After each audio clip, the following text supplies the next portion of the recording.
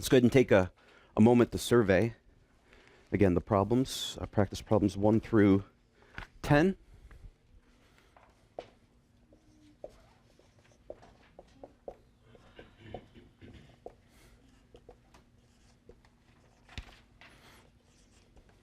Okay. Requests. Now that you got them back in front of you, if you don't, you can look in your book what they were, or your sheet if you have it. Which ones in particular would you like me to focus on? Yes, ma'am. 9 and 10. It's not going to work. Let's see. So 9, 10. Gino? Number 5. Okay. Yes, Aaron. Number 8. 9, 10. Crystal? 9, 10 for Jessa. Next. Number 5 again. So 5, 2. All right.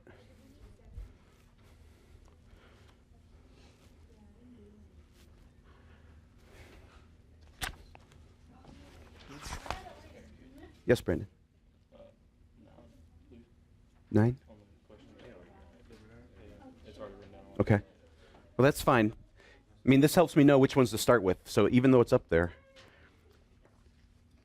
So right now, I'm assuming it's going to be 9, 10, 5, and then 8. And just spend as much time as we need on those, because I'm assuming that many of them are easy, relatively easy compared to those. Plus, usually the higher numbered ones include concepts that were used in the earlier numbered ones as well. See, 9 is a empirical formula, 10 is a molecular formula. Okay.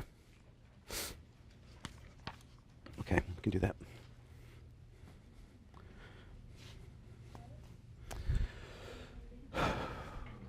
Also, I gave you the option for testing. The plan for tomorrow's class is to review the extra practice problems. But for those who would rather forego the extra practice problems and test on Thursday, how many people want to test tomorrow rather than Friday? 3 of you? Okay. And so I'm assuming the rest of you are planning on testing on Friday? 12 of you? Okay. Is there anybody intentionally planning on testing on Monday or later? Good answer. Okay. Because you need this for your for the grading period. So you want to change your mind and take it tomorrow? That's like tomorrow, Thursday, not a week from. Okay. Yeah, because I know it now, and I feel like if I wait, I'm going to forget. So. And pardon? No. This is Thursday as in tomorrow, and Friday as into 2 days. I'll write this as, because you might think that says tomato, it's just tomorrow. So 1 day away or 2 days away. And you plan on being at one of these. Oh, by the way, if you feel something coming on like a sickness, take it tomorrow. Don't wait till Friday, please. It's one of the bad parts about having something that's a major graded event on the last day of a grading period. Because as soon as I get this done, I've got to sit down and start grading it. And then I have about an hour to get your grades into Miss Piercy to have them finalized. So. All right, 4 and 11. So I will probably work out with Mr. Patty for you to be over there to take the exam during first period so that I can teach through the extra practice problems for the 11 or so of you that stay. And then on Friday, anybody here that's going to take it tomorrow but will still be here on Friday? A couple of you? Okay. I'm just going to make a note here for myself. I'll probably forget this, but I'll look back at the recording and see the numbers. So that's kind of nice too. When I need to remember something, if I write it on the board, I've got a video reminder to go back to. All right. Double checking picking up the audio. I'm on the back side of this cold. I'm getting better, but it's still, Let's take a look then at number 9. Let's start there. Module 8, practice problem number 9. An unknown compound is decomposed. Let's just start right there. An unknown is decomposed. How would you suggest that I write that down on my paper? Question mark is decomposes, right? It's going into something. Something is decomposing. Something is breaking down into its constituent elements. Okay, so an unknown compound was decomposed into 316 grams of carbon.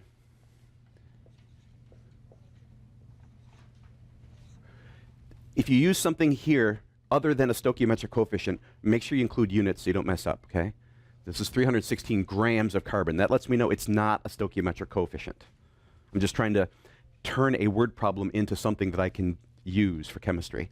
So an unknown breaks down or decomposes into 316 grams of carbon, 26.3 grams of hydrogen,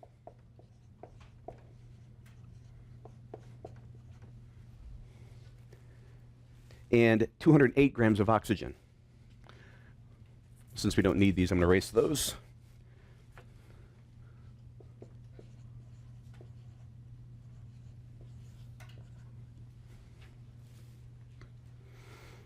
What's its empirical formula? Okay. So I've got something that breaks down into carbons, hydrogens, and oxygens. And I'm not even going to worry initially about what their ratios are, right? I'm going to go ahead and start replacing my question mark. My question mark has to be a molecule that's made up of CHO, right? Carbons, hydrogens, and oxygens. I don't know how many of each yet. That's why I use the variables x, y, and z as my subscripts. It's going to be something made up of carbons, hydrogens, and oxygens, and I don't yet know what their relationships are, what their ratios are in the original molecule. But it breaks down into these particular masses. Now, in order for us to use stoichiometry, we don't use masses, we use what? Moles, right? We use a counting unit, normally moles. So we need to find a way to convert from grams to moles. And what is the magic key for converting grams to moles? It's molar mass, right? What are we going to do with the molar mass? So we're going to divide by the molar masses. Because remember, if you have a mass, the mass would be, let's just check the units real quickly. What would the mass be? Well, the mass of something is in grams. And if I divide it by the molar mass, I'm dividing it by grams per mole. When I divide grams by grams per mole, my ending units are moles, right? Because this can be rewritten as grams times moles per grams, and grams cancels grams and leaves moles. So that is a real quick check to make sure that I'm doing the right process, that I'm dividing by the molar mass and not multiplying by the molar mass. So now to convert from 316 grams, 26.3 grams, and 208 grams respectively, I need to divide each of those by the molar mass. The molar mass of what? Correct, the molar mass of each one of those. Right. It doesn't do me any good to divide carbon by the molar mass of hydrogen, because that doesn't tell me how many pieces, if you will, of carbon I have. The only thing that tells me how many pieces of carbon I have is if I divide the mass of carbon by the molar mass of carbon. And if I divide the mass of hydrogen by the molar mass of hydrogen, and I divide the oxygen by the molar mass of oxygen. So, I'm going to cheat, because I actually do have an answer key, just to keep me on track and to do the math for me. I know you enjoy it when I try to do it all in my head, but I'll blame the cold as not being quite as sharp as I would like to be, and I'll look at it this way.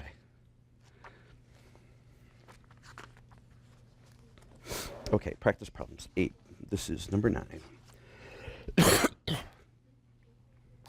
All right.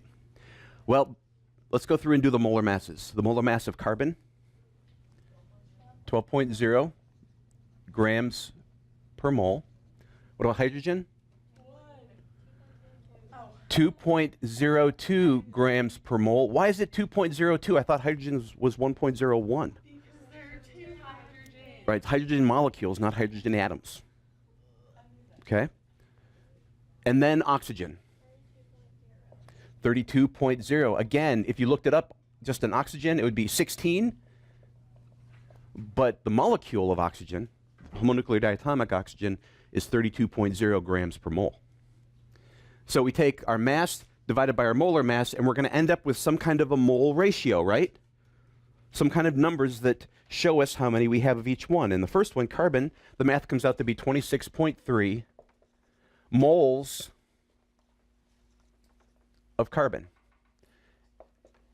and 13.0 moles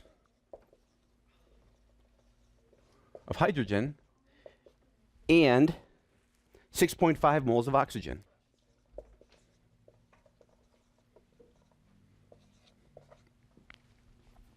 Okay. 26.3, 13.0, and 6.5.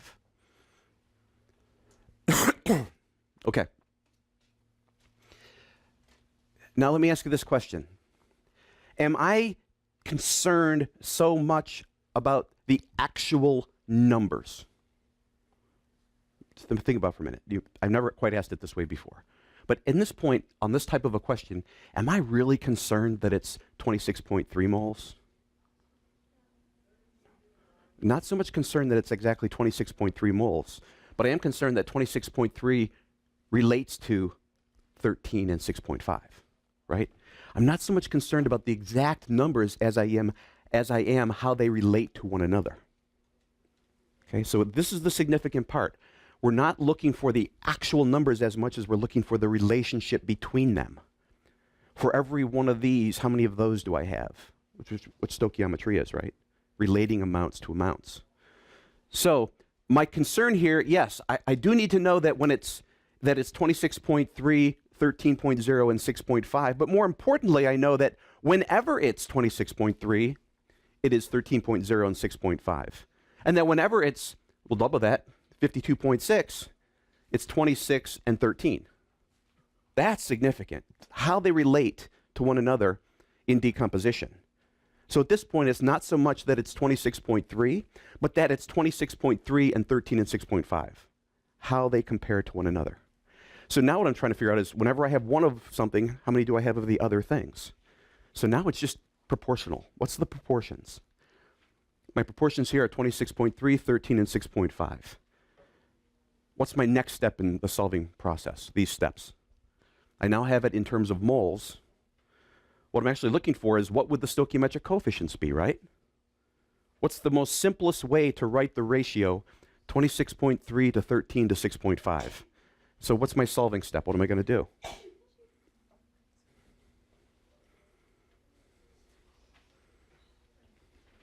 What is my solving step at this point?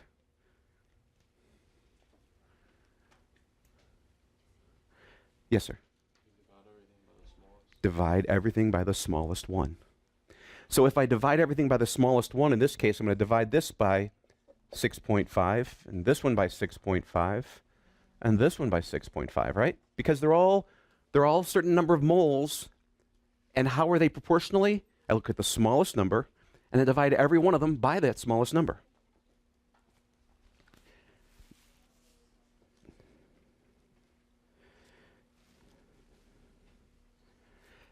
How many times does 6.5 go into 26.3? 4 times. So it goes to 4 carbon and how much hydrogen? 2 plus 2H2 plus O2.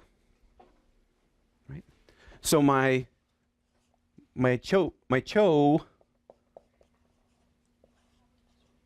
decomposes into that. Again, I'm not concerned how much I have. I'm concerned about how each of the constituent elements relate to each other in terms of their count. Whenever I have 4 carbons, I have 4 hydrogens and I have 2 oxygens. That's significant. It's not saying, okay, if I have so many moles, how many moles will I produce? It's saying, what is it? Well, it is a molecule whose constituent atoms exist and relate to one another in a ratio of 4 to 4 to 1. That's the significant part. So I come back over here, CXHYOZ, and I'm going to replace those subscripts with my counts over here. So my carbon count is C4H4O2.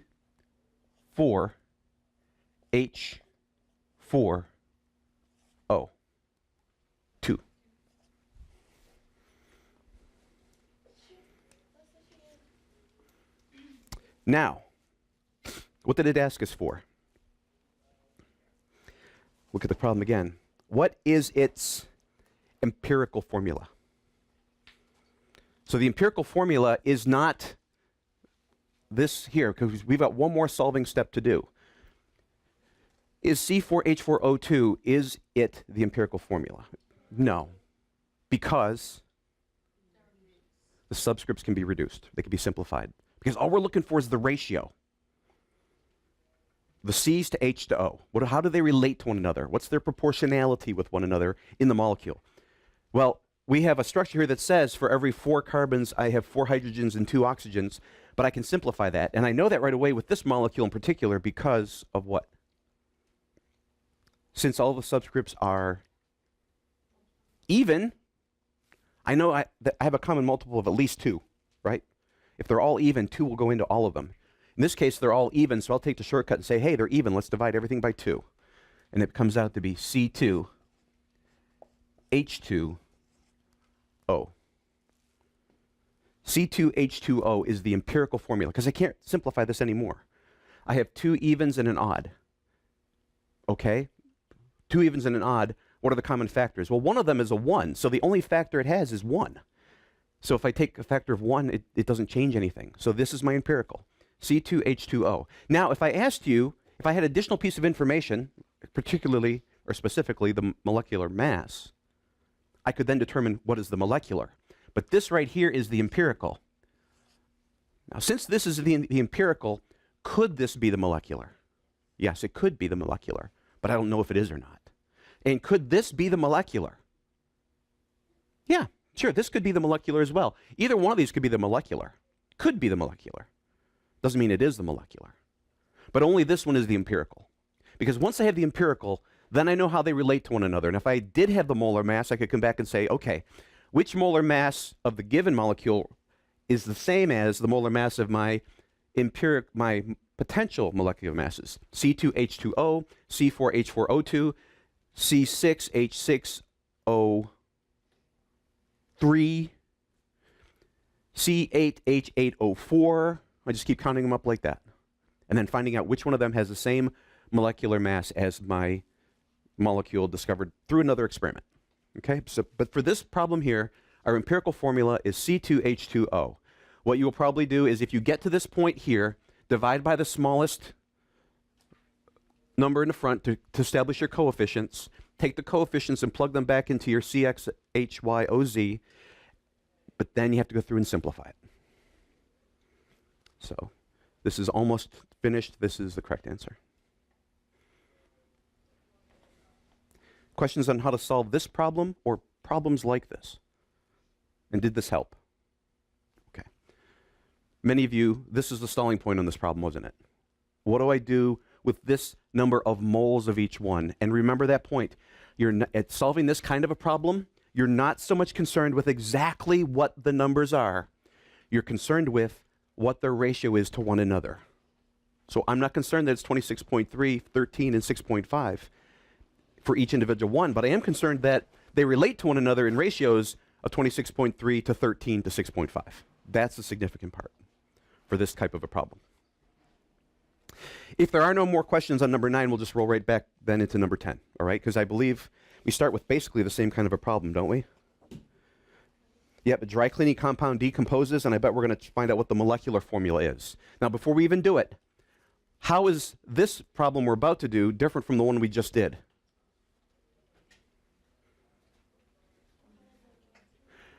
Right, we're going to have to find the empirical first, right? But it's going to then say, now given the empirical, find the molecular. So it's going to take this same process, but then add one more set of steps to it to move it from the empirical to the molecular. So let's go ahead and do it. Modulate practice problem number 10. Last one.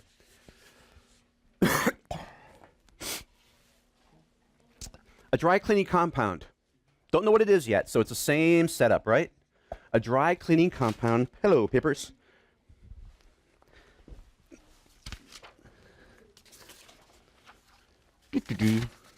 Can't let these out of my sight. These are answer keys to all the exams you've taken.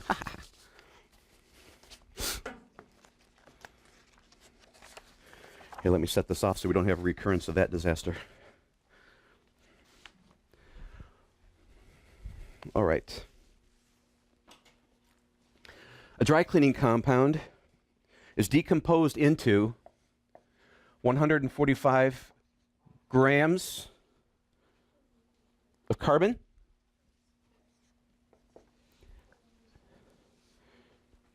and 855 grams of chlorine. Hopefully, you recognize that that should be Cl2, not just simply Cl. Because, again, it's a homonuclear diatomic, right? Go ahead. So when do you know when to put Cl and Cl2? If you're told that you're looking at atomic chlorine, or you're computing the molar mass of one atom, but if it's naturally occurring, like it decomposes and forms chlorine, it's going to be homonuclear diatomic. Okay, so dry cleaning compound decomposes 145 grams of carbon, 855 grams of chlorine. In a separate experiment, its molar mass was determined to be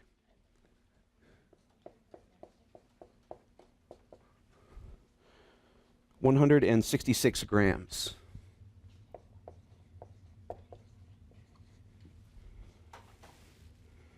What is the molecular formula of the compound?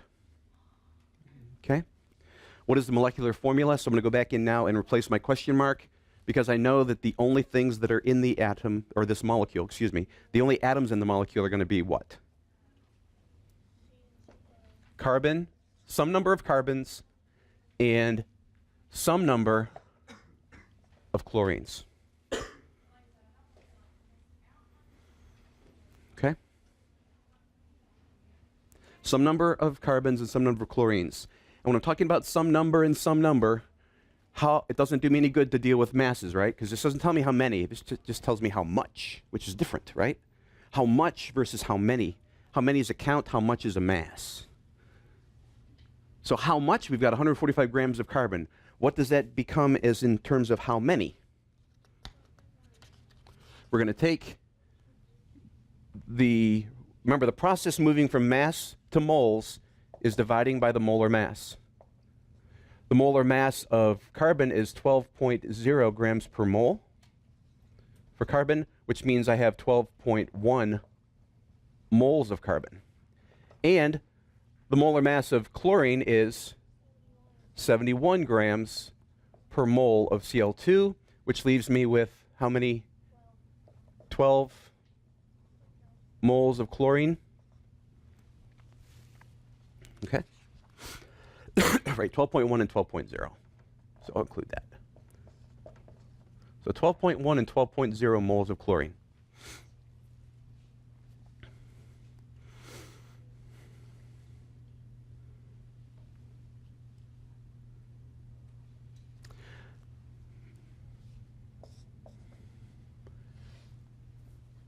Do I need to do any real division here, or can you see that it's a 1-to-1? Right.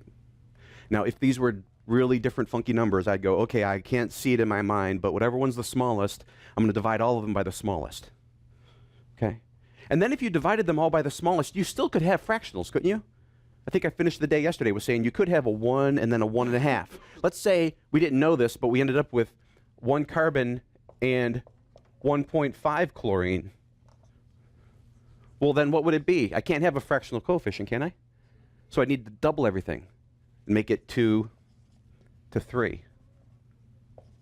Right? But in this case, we know that's not the case for this molecule. We know that 12 moles and 12.1 moles simplifies to 1-to-1. So for every mole of carbon, I also have 1 mole of chlorine gas that's produced. So how do I come up with that kind of a decomposition with my CCl? My X has to be 1. My Cl has to be 2, right? Use up these 2 atoms of chlorine and the 1 atom of carbon. It's a CCl2 molecule. This is what kind of a formula? Empirical. So I have a CCl2 empirical formula for this compound. Now I need to determine the molecular. I've been given additional information that the molecular mass of the molecule, whatever it is 166.0 grams. So what is my next step in solving? What am I going to do in the solving process? I have an empirical. Now I'm going to compute what? The molar mass of the empirical. Okay? The molar mass of the empirical is Carbon is 12 grams per mole, right? So it's going to be 12 plus 71, because that includes both, right? That's Cl2. Cl2, I've got two atoms of chlorine.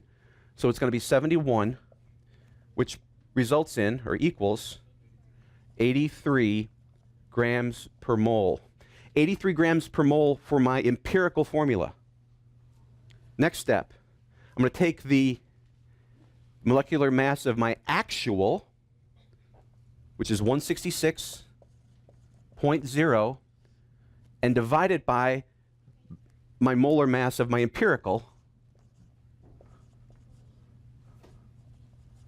These are both grams per moles, which means in the end, grams per moles cancels grams per moles, and my units are nothing. It's a ratio. It's a ratio, just like stoichiometry, okay? 166 grams per moles divided by 83 grams per moles equals a number with no units. And 166 divided by 83 is 2, right? So what do we know at this point then? My actual molecule has twice as many of each atom as my empirical does. It has twice as many as this. And remember, this is the solving where we actually mess with the subscripts, not the coefficients. Because we're not saying how many of this molecule do we have, we say what makes up this one molecule. So this one molecule, my molecular, has twice as many of each atom as my empirical. So I go through and I just double the subscripts, right? I multiply the subscripts by my factor of 2, and I come up with a C2Cl4 molecule. So the actual molecule that's decomposing into 145 grams of carbon and 855 grams of chlorine is a C2Cl4 molecule.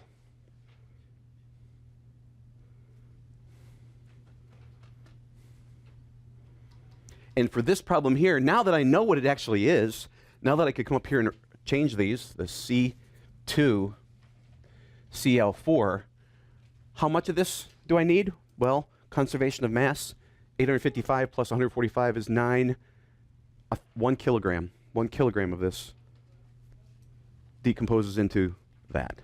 And again, it's not so much the mass, not so much the moles, it's the mass, because I have conservation of mass. If I were to say how much would break down in order to form these two, well, it's a kilogram. How many moles is that? Well, in terms of moles, it's going to be, using the stoichiometric coefficients. But this is the problem as given. The solution is C2Cl4 molecule. So everything down to this point here of getting the empirical is the same as the last problem.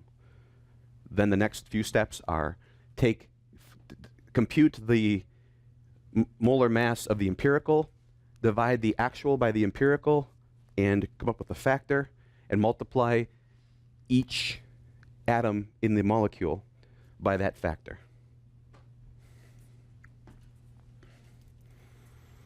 Clear as mud? Okay. Any additional questions you can articulate for me? I mean, on this, process-wise, do you have the process? It might get hairy at times. When you're at this point here, again, when you're at this point here and you've got really funky numbers that you just cannot see how they're related to one another, don't worry about it. Follow the process. Divide each one of them by the smallest one. Come up with a new ratio, And then the next time, like I said before, if you had fractional coefficients after the division, then do a multiplication. Multiply them up or do something with them. But at that point, the relationships are going to be clearer because one of them is going to be at least a coefficient of 1. Whichever one was the smallest is now going to be reduced to a 1. And everything else is going to have some higher number proportionally to it. So from there, then you start multiplying in order to get rid of your fractional coefficients. After you do the initial division to bring it down to make at least one of them a 1. And in most cases, at this level of chemistry, you're going to have a 1 and a 3 and a 4. It's going to work out nice. I mean, they actually spend a lot of time engineering the problems so they're less realistic and more doable. In the real world, you get funky numbers all over the place, and you just have to know, hey, I don't see it. Well, do the process. It's kind of like, say, how many dozen is this? And you look at it and go, dozen, that's easy. It's 12 divided by, poof, here's the answer. You hardly even have to think about it. It's so intuitive. But whenever the problems become more difficult and you have to actually know process, that's when it falls apart. If I tell you how many dozen eggs are here, you can tell me, but how many moles of eggs are here? Oh, I don't know moles of eggs. It's not intuitive to me. I don't go to the store and buy a mole. I go and buy a dozen, But it's just another counting unit. So follow the process, and you'll be fine. If there are no questions, I'm going to erase 10 from the board. We have about 15 minutes left. And I will, let's see, we'll do number 5 and then 8, and then I'll entertain any questions with any remaining time you have. Again, tomorrow we'll do the EPPs. Tomorrow I'll come in and ask you to give me your preference on the board for EPPs. Most likely, those of you taking the exam will then go over to Mr. Patty's room to take the exam. Those of you that remain, I'm going to probably have you work the problems for me like you did Friday. Okay? You have all said that you think that that's beneficial to you to actually work them. I'll probably sit in that chair and I'll look at you and watch you, and when you ask for help, I'll help you, and when you think you've got the answer, I'll critique you. We'll do that tomorrow that way. Okay. Now, that means that some of you would rather take the test. That's fine. I'll have plenty if you'd rather not go through all of that, but I think it would be beneficial to you. Swallow your pride. Engage. Yes, sir. If we take the test tomorrow, what will we be doing? Probably study hall.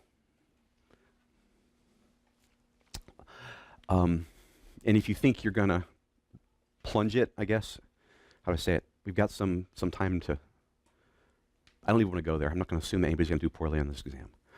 Lord, please. Okay? Because really after the exam, if you do it on Friday, there's no real time for any other additional considerations. It's not possible. But let's go into something more cheerful. Let's go into number 5. Something that's actually fun. To make a phosphorus fertilizer, agricultural companies use the following reaction. Ooh, boy. Here we go. So it's Ca3P2O8 reacts with 2 H2SO4 and 4 H2O to react to produce CaH4P2O2 O8, thank you, and 2 CaH4SO6. What are we getting ourselves into here? Okay. If we're looking at H2SO4, okay, if 9.8 times 10 to the third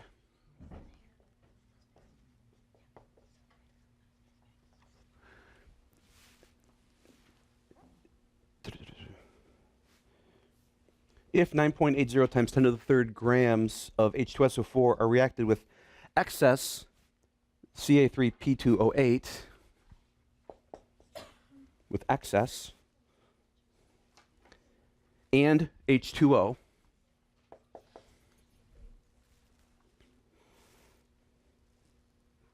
how many grams of fertilizer can be made?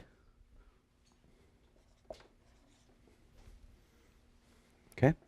We're told that the CaH4P2O8 is our fertilizer in the problem. Okay, real quickly, my limiting reactant.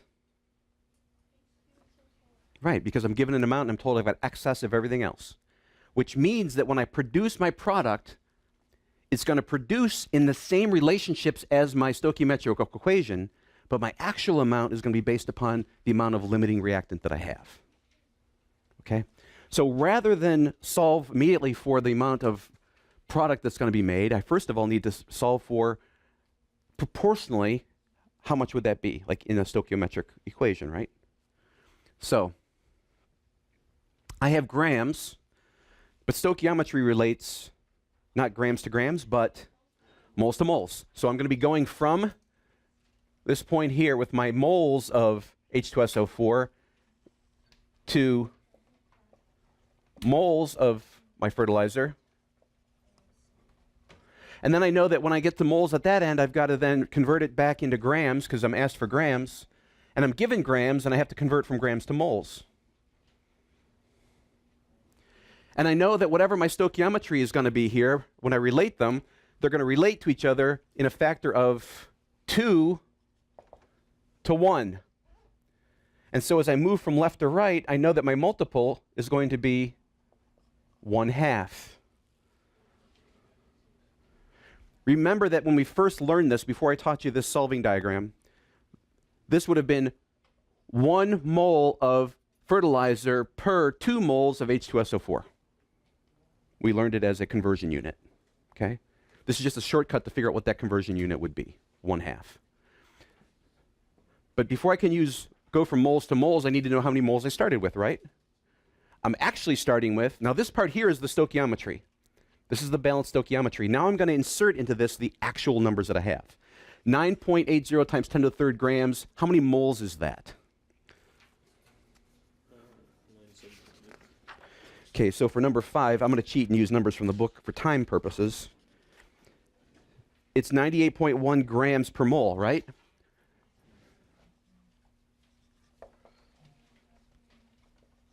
What am I going to do with this number and that molar mass?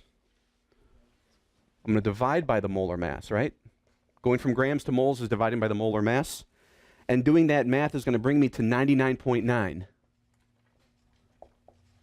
99.9 moles of H2SO4. That's how much 9.80 times 10 to the 3rd grams is. It's 99.9 moles. Then, using the stoichiometry between the two, I know my multiple is 1/2.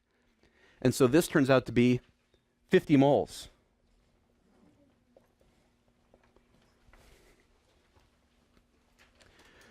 So the core stoichiometry tells me my relationships are 2 to 1. In other words, I'm going to produce half as much as I started with this limiting reactant. I'm going to have half as many moles of my product. And my starting amount was 99.9 moles, meaning I produced 50 moles. I would be done if they asked me how many moles would be produced, but they didn't. They said how many grams would be produced. So now I need to move from moles back to grams, and that is multiplying by the molar mass. Multiplying by the molar mass of what? The molar mass of the compound that I'm trying to determine. The molar mass of that compound, CaH4P2O8, is 234.1 grams per mole. Okay, 234.1 grams per mole. How did I come up with this number of 234.1 grams per mole? Me? I looked in the answer key. How did they come up with it, and how would we come up with it if we were actually working the problem? We would add up the atomic masses of 1 calcium, 4 hydrogens, 2 phosphorus, and 8 oxygens. And when we sum all that up, it would come out to be 234.1 grams for every mole of this compound. So I'm going to go ahead here and multiply 50 times that molar mass. 50 times 234.1, and that comes out to be 1.17 times 10 to the 4th grams.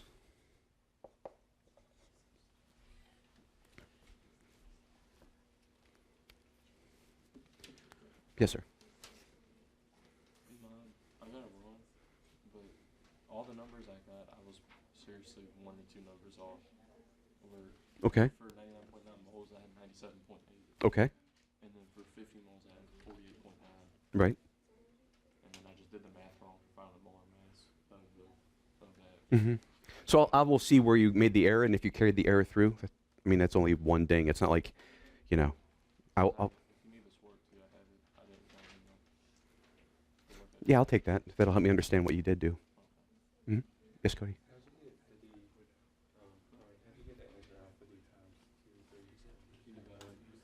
Okay, how'd I go from here times this to get this? Do you understand how we got the 50? 50 using stoichiometry to give us 50. Now I've got the number of moles, but I was asked for how many grams. So I've got to convert from grams of this molecule, or excuse me, from moles of this molecule to grams of this molecule. And I do that through the molar mass. When I go from grams to moles, I divide by the molar mass. When I go from moles to grams, I multiply by the molar mass. So we compute the molar mass of this molecule. There's 234.1 grams for every one of these molecules. Okay? And I've got 50 moles of the molecule. So 50 times that gives me that. Will that come out of the calculator? I don't know your calculator. Scientific calculator, it should come out like that. 1.17 times 10 to the fourth. So this is 50 times 234.1 equals, if you look at it this way, 50 times that equals that. And over here, this divided by this equals this. This being the molar mass of this molecule, and this being the molar mass of this molecule. So multiply up, divide down, stoichiometry left and right.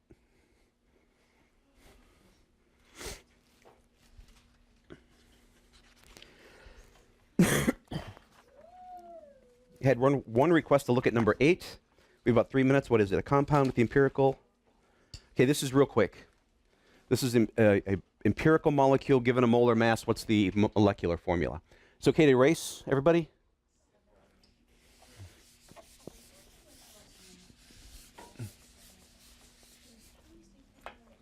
Okay. Number 8, a compound has an empirical formula of CHBr2.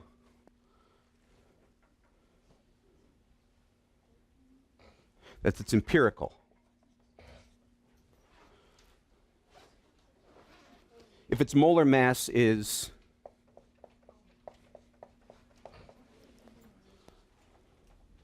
345.6 grams per mole, what's its molecular formula? Okay. I have the actual molar mass of the actual molecule. I've been given the empirical formula. What's the molecular formula? Okay. What do I need? What's the first thing I need to do to solve this problem then?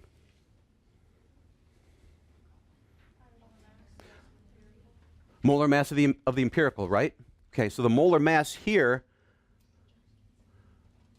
is equal to what, 12.0 plus 1.01 plus, what's bromine?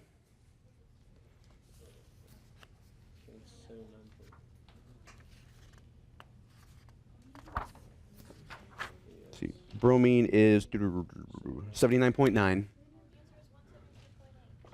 79.9 plus 79.9. I do it twice because it's a Br2. So that whole thing comes out to be correct. 172.8 AMU, which is also lets me know that it's 172.8 grams per mole. I know that my molecular is actually 345.6 grams per mole. I'm going to then go through and compute my factor, which is equal to 345.6 divided by 172.8, which gives me a 2. And so I look back at my original formula and I multiply every subscript by my factor of 2, which gives me a C2H2Br4.